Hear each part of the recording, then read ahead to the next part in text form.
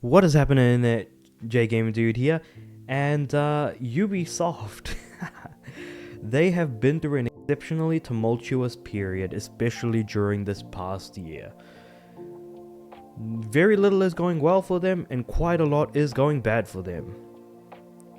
Especially when you consider the fact that X-Defiant is pulling a Hyperscape and offering free money for people in order to play, specifically $9 worth of in-game currency. The fact that Assassin's Creed Shadows, which was originally meant to release this year, has now been moved to February next year, probably, and also considering that February is such an incredibly stacked year that it seems like a lot of people are going to pretty much look at Ubisoft, and Ubisoft is just going to say, hey, it's because there's so many other bigger, better games available in February that, this game was actually doomed to fail from the beginning or something like that. The fact that Star Wars Outlaws only sold at most, seemingly from what we can tell, 1 million copies, meaning that it just did not do well at all.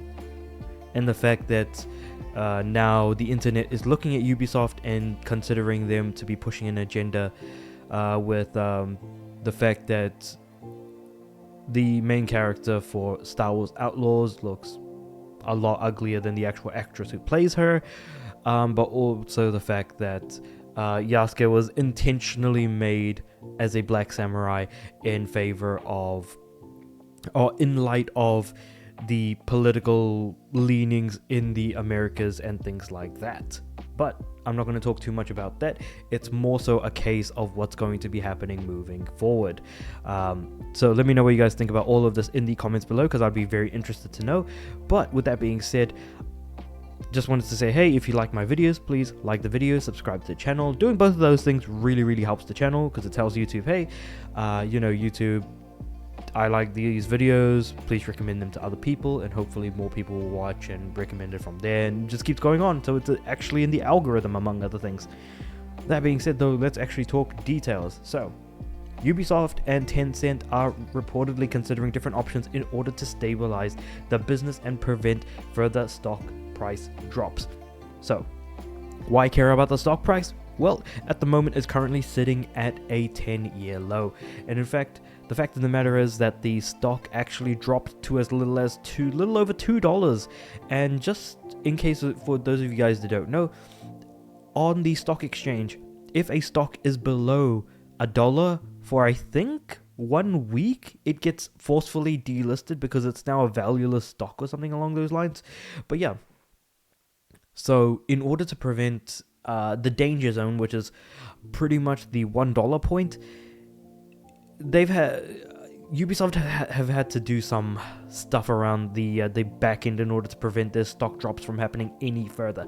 That being said though, Tencent does actually hold a decent amount of their stock, so that's kind of why Tencent is actually in this relationship after they bailed out Ubisoft from the Vivendi hostile takeover from back in 2015. So, with all that being said, this is kind of the further details from this GameSpot article by George Yang. According to Bloomberg, Ubisoft's Guillemot family and Tencent have reportedly discussed turning Ubisoft private, or even Tencent potentially buying out the company. So, these are two massive things. Firstly, Ubisoft going private, that is pretty much just taking them off the stock exchange. Secondly, well, that'll result in a lot of people losing money in a lot of different places. Secondly, if Tencent were to buy out the company completely, the company would not be under the power of the Guillemot family. In fact, they would have Tencent hanging over them the whole time. So Guillemot family have always tried to hold power in the company for the longest time, but due to the failure of their leadership and the fact that there are some investor activists that are trying to get them to change the actual leadership of the company, the family really just does not want to let go of that power. So that's kind of why these options are currently available and what that future looks like. These discussions are reportedly at an early stage, so it might be a while before we see any results. There's also no guarantee that the discussions will bear fruit, but Tencent and the Guillemot family are reportedly open to other alternatives, and I bet they would be given everything that's going on at the moment and how things are going on in that respect. Tencent owned 9.2% of Ubisoft's net voting rights at the end of April and currently holds 49.9% of the Guillemot Brothers Holdings company's indirect stake. Ooh, okay, that's a lot. Minor shareholder and hedge fund AJ Investments, who are the ones that I was talking about earlier, published an open letter last month asking Ubisoft to go private and change its strategy. Last month, Ubisoft's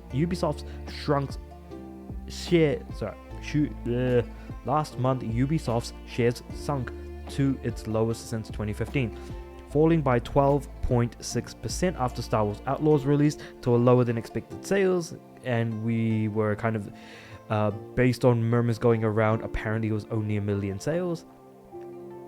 Ubisoft also delayed Assassin's Creed Shadows from November to February, taking the feedback it learned from Star Wars Outlaws, which is what the Guillemot family have said. We're not 100% of that is truly the case, because it's hard to believe anything that they say at the moment.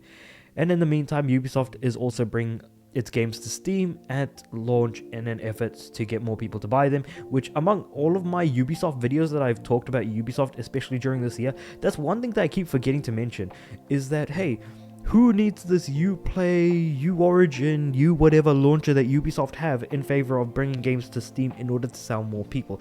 But the thing is that Ubisoft's failures are going to be more in the light, because people can actually then see the numbers through things like Steam charts, for example. And so it's actually a lot more transparent to see what those actual sales numbers and player numbers look like. I feel like the move to Steam, as well as potentially going private, are only going to benefit players. And the reason why I say this is because the Ubisoft would not be beholden to investors. Instead, they would be beholden to the fans who buy their games, because then ultimately, when it comes to making money, that would be the primary revenue source. So they would have to start making good games at that point. Like I said, back when they were getting hit by the Vivendi takeover back in 2015, they did make some very, very good games. Between 2011 to 2014, we saw them release a slew of exceptionally good titles, from stuff like Assassin's Creed 2, Assassin's Creed 4, Far Cry 3, Rayman Origins, and Rayman Legends as well. We got Trackmania Turbo, which, depending on who you ask, might not necessarily be the best Trackmania game, but certainly the best one that is currently available to play on modern platforms specifically. The fact that they could, pump out some Just Dance games every single year and have that be like a huge seller as well. We got Splinter Cell Blacklist, which was a great Splinter Cell game. Probably not the best Splinter Cell game, but I still think Chaos Theory is quite up there, but definitely the most modern, because I don't think a lot of people are going to go back to PS2 games, so Blacklist is kind of the best that we've got. But yeah, that's kind of what my thoughts are on the whole situation. Ubisoft is in a struggle. It is practically over for them as far as being, on the stock exchange.